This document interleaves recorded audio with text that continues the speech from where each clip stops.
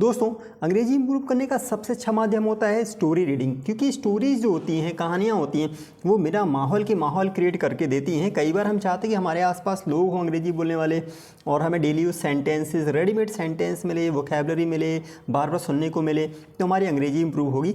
और यदि ऐसे लोग नहीं भी हैं तो आप चिंता ना करें, आप उनकी किताबें जब पढ़ेंगे तो उन्हीं की आइडियाज़, उन्हीं की बातें आपको उनकी किताब में मिल जाता है। और स्टोरी में आपको ढेर सारे वर्ड मीनिंग्स मिलते हैं और सबसे अच्छी बात, ऐसे सेंटेंसेस आपको भर भर के मिलेंगे जो आम जीवन में यूज़ होते हैं। जैसे एक स्टोरी हम देखने वाले हैं, फादर्स ब्लेसिंग्स, तो इसमें आम जीवन के ही शब्द मिलेंगे आपको और सेंटेंसेस भी मिलेंगे। और आपको उन सेंटेंस की लिस्ट हमने इसमें पहले से बना के रखी हुई है ताकि आप उन सेंटेंस की लिस्ट को देखें कि कैसे हमने कुछ पर्टिकुलर सेंटेंसेस विशेष रूप से बहुत अच्छे होते हैं, अच्छी प्रैक्टिस कर सकते हैं उन वाक्यों की, वो हमने लिस्ट बना के रखी हुई है। जैसे देखिए, आप young man was about to take his graduate degree, इस प्रकार के सेंटेंस को आपको जुबान पे चढ़ा लेना होगा।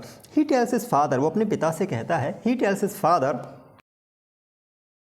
फादर वॉज वेल्दी, जैसा कि उसके पापा तो धनवान थे, as his father was wealthy. तो देखिए कितने अच्छे सेंटेंस हैं। साथ ही इसमें आपको वोकैबुलरी भी बहुत मिलेगी। लगभग मेरे अनुसार तो 12 हैं, और भी ज़्यादा हो सकते हैं, आपके अनुसार हो सकता है 15 हो सकता है 6 भी हों, तो आपकी वोकैबुलरी का स्तर के अनुसार घट बढ़ सकता है वो।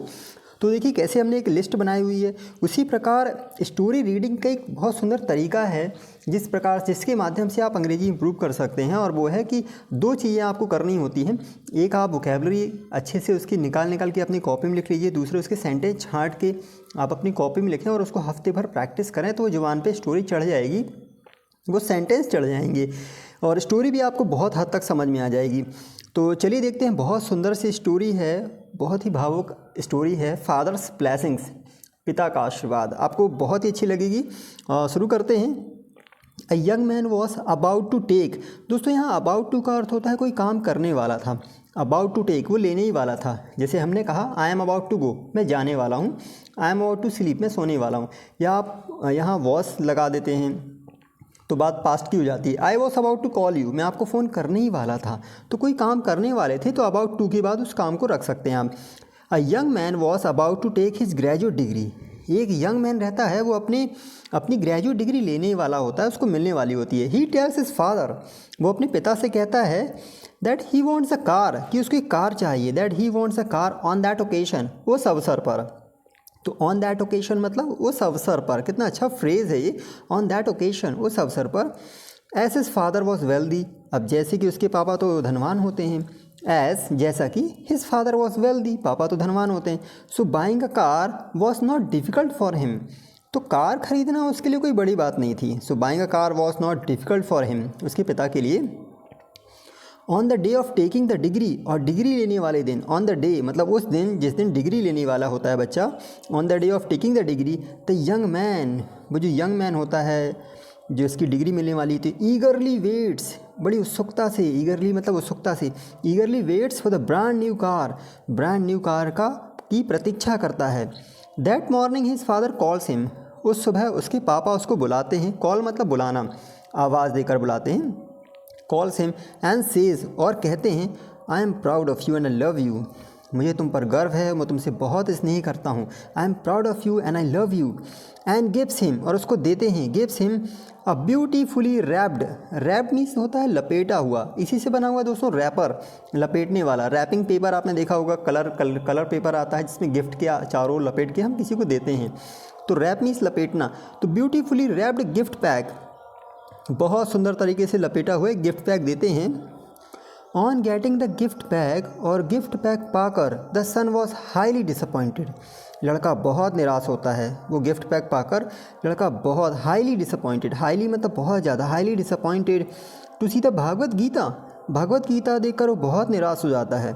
ही angrily asks his father, ask का मतलब होता है पूछना, कहना, तो यहाँ कहना भी होता है। वो गुस्से से पापा से कहता है और पूछता है, मतलब पूछना भी कह सकते हैं।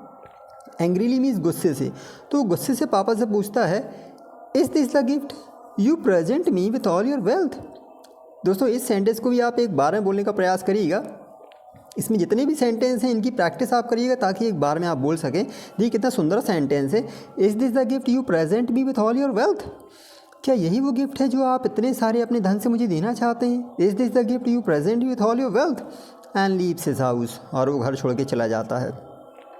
आफ्टर मैनी ईयर्स, कई वर्षों बाद, ही बिकम्स अ रिच बिजनेसमैन, कई वर्षों बाद वो बहुत धनवान व्यापारी बन जाता है। He becomes a rich businessman as, जैसा कि हिज फादर ग्रोज ओल्ड, अब जैसा कि उसके पापा बूढ़े होते जाते हैं समय के अनुसार।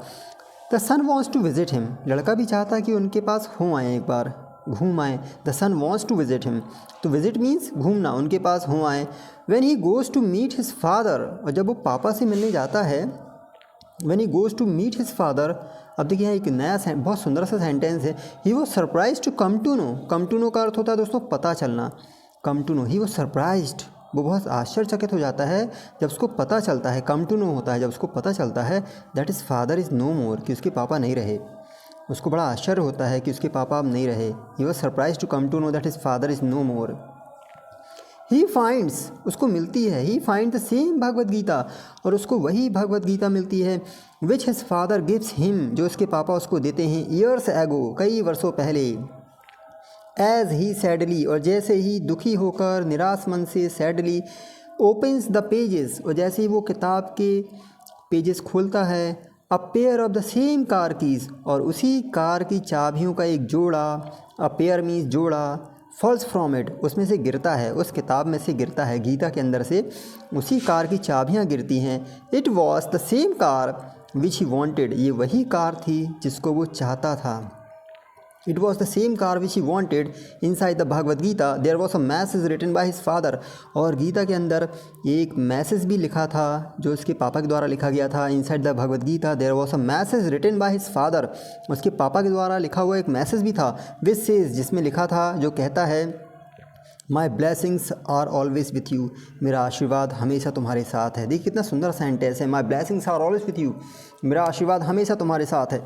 And after reading this message, और इस मैसेज को पढ़ने के बाद, after reading this message, he grows heavy hearted, grow heavy hearted मतलब हृदय भारी हो जाना, उसका हृदय भारी हो जाता है। ही grows heavy hearted and sad, और निराश हो जाता है, बहुत दुखी हो जाता है।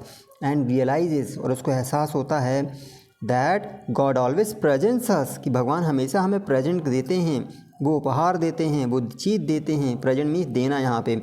God always presents us what we need, जिसकी हमें आवश्यकता होती है, बट इन डिफरेंट पैकेजेस, लेकिन अलग अलग पैकेजेस में देते हैं। दोस्तों यहाँ पे जजेस हो गया है, वो गलती से छप गया है, गलती से आ गया वहाँ पे, तो पैकेजेस, तो भगवान हमेशा हमें वो चीज़ देते हैं जिसकी हमें आवश्यकता होती है, लेकिन अलग अलग पैकेजेस में देते हैं, अलग अलग तरीक़ों से देते हैं, लेकिन देते अवश्य रूप से हैं। दोस्तों एक बहुत सुंदर सी स्टोरी है, और इसमें हम सेंटेंसेस देखेंगे तो हम लोग वो सारे सेंटेंस को अलग रूप से लिखा हुआ है। जैसे कि a young man was about to take his graduate degree, एक युवा व्यक्ति अपनी ग्रेजुएट डिग्री लेने ही वाला होता है। ही टेल्स हिज फादर, वो अपने पिता से कहता है, as his father was wealthy, जैसे कि उसके पापा धनवान थे। I am proud of you, मुझे तुम पर गर्व है। The son was highly disappointed, लड़का बहुत निराश था। छठा है, he angrily asks his father, वो गुस्से से पिता से पूछता है। और सातवां है, is this the gift you present me with all your wealth, क्या यही वो गिफ्ट है जो आप मुझे अपनी इतनी सारी संपत्ति से देना चाहते हैं। देखिए कितने सुंदर सेंटेंस हैं, इनकी प्रैक्टिस भी आप एक बार करिएगा। लगभग 18 सेंटेंसेस हैं, और इसके साथ साथ वर्ड मीनिंग्स भी हैं ढेर सारी। एंग्रीली, गुस्से से। हाईली डिसअपॉइंटेड, पाँचवा है हाईली डिसअपॉइंटेड, बहुत निराश था। चौथा रैप्ड, लपेटा हुआ। तीसरा है ईगरली, और 11वां है ग्रो हैवी हार्टेड, हृदय भारी हो जाना। 12वां रियलाइज़। तो ये कुछ सामान्य से बहुत अच्छे मीन्स वर्ड मीनिंग्स हैं जो आपकी अंग्रेजी थोड़ा इम्प्रूव जरूर कर देंगे। तो दोस्तों यदि आपको ये वीडियो बहुत अच्छा लगा हो तो हमारे चैनल को जरूर सब्सक्राइब करिएगा, लाइक करिएगा, और अपने मित्रों को इस प्रकार के वीडियो शेयर भी जरूर करिएगा ताकि उनको भी इस चीज़ का लाभ हो। तो अभी तक हमारे वीडियो को देखने के लिए आपका हृदय से बहुत बहुत धन्यवाद। Thank you very much. जय हिंद, वंदे मातरम।